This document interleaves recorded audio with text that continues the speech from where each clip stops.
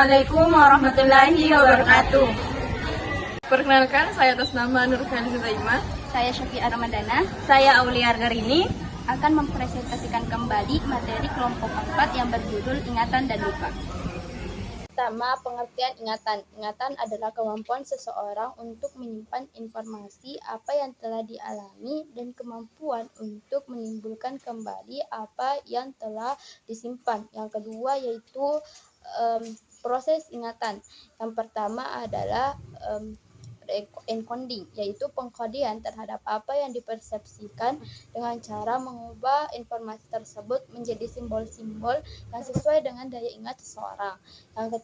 Yang kedua itu adalah storage, yaitu kemampuan menyimpan informasi apa yang telah diproses di encoding. Yang ketiga itu ada retrieval, yaitu kemampuan untuk menimbulkan kembali, di mana retrieval ini terbagi menjadi 3. Yang pertama adalah recall, yaitu kemampuan menimbulkan kembali tanpa ada petunjuk yang diberikan. Yang kedua ada recognition, yaitu menimbulkan kembali karena adanya petunjuk yang diberikan. Dan yang ketiga itu ada redintegratif, yaitu kemampuan menimbulkan kembali dengan cara menghubungkan informasi yang dimiliki menjadi cerita yang kompleks.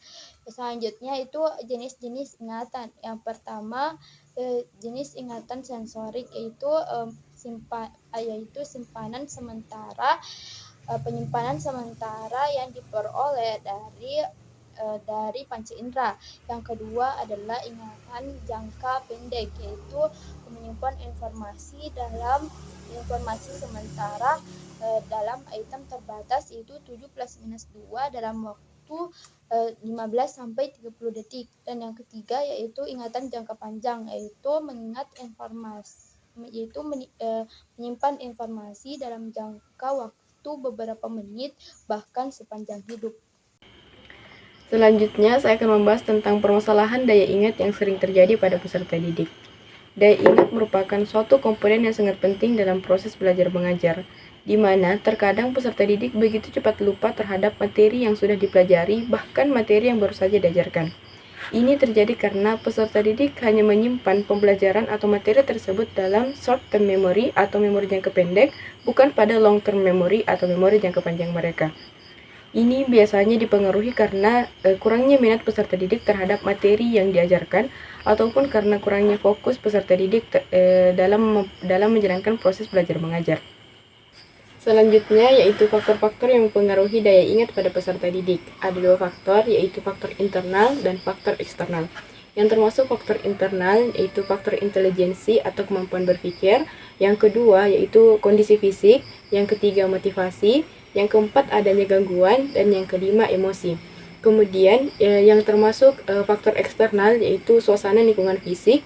Yang dimaksud dengan suasana lingkungan fisik yaitu sarana dan prasarana, kondisi ruangan kelas, kebersihan kelas, dan lain-lain. Kemudian suasana lingkungan sosial. Yang dimaksud dengan suasana lingkungan sosial yaitu hubungan antara guru dengan peserta didik atau hubungan antara peserta didik dengan peserta didik lainnya. Selanjutnya yaitu cara untuk meningkatkan daya ingat pada peserta didik. Ada beberapa hal yang bisa dilakukan. Yang pertama yaitu seorang guru harus memperbaiki strategi dalam proses pembelajaran. Yang kedua yaitu seorang guru harus menyediakan waktu luang kepada peserta didik untuk melakukan pengulangan terhadap materi yang telah diajarkan. Yang ketiga yaitu peserta didik harus menambah waktu belajar mereka. Misal yang dari 2 kali sehari bisa menambah menjadi 3 kali sehari. Baik, selanjutnya saya akan menjelaskan tentang lupa. Lupa merupakan suatu hal yang dialami setiap individu yang tidak dapat mengingat suatu informasi yang telah tersimpan di otaknya, dan ketidakmampuan seseorang untuk mengingat kembali apa yang telah ia dengar, lihat, maupun dirasa. Adapun penyebab lupa, yang pertama karena apa yang pernah didengar tidak pernah diulangi kembali. Yang kedua, lupa dapat disebabkan oleh adanya hambatan atau gejala-gejala. Yang ketiga yaitu lupa disebabkan oleh depresi atau tekanan. Adapun usaha mengurangi lupa, yang pertama yaitu motivasi belajar yang kuat untuk peserta didik. Yang kedua yaitu Peserta didik perlu memperoleh pembelajaran dengan tepat dan segera. Dan yang terakhir yaitu penggunaan kuncian tepat akan membantu peserta didik mengulangi kembali apa yang pernah ia ingat. Itulah tadi yang sempat saya sampaikan. Apabila ada kesalahan mohon dimaafkan. Wallahul muwaffiq ila aqwamit thoriq. Wassalamualaikum warahmatullahi wabarakatuh.